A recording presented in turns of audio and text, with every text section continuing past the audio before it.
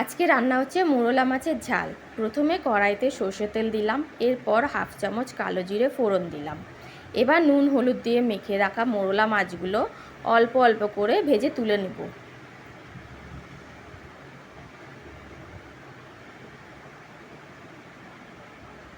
মাছগুলো ভাজা হয়ে গেলে সরু সরু করে কেটে রাখা বেগুনগুলো ভেজে তুলে রাখবো।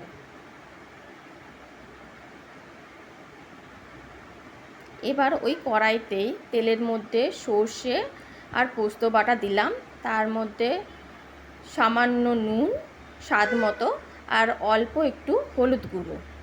এবার একটু কাশ্মীরি লঙ্কার গুঁড়ো দিয়ে জল দিয়ে একটু ফুটতে দেব। এরপর 2-4টে কাঁচা লঙ্কা দিলাম, তার মধ্যে ভেজে রাখা মাছ আর বেগুনের টুকরোগুলো দিয়ে দিলাম। এবার একটু ফুটতে দেব।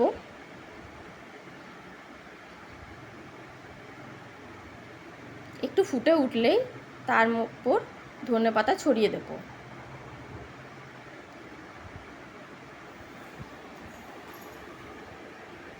ধনেপাতা দিয়ে পরে আরেকটু ফুটতে দেব।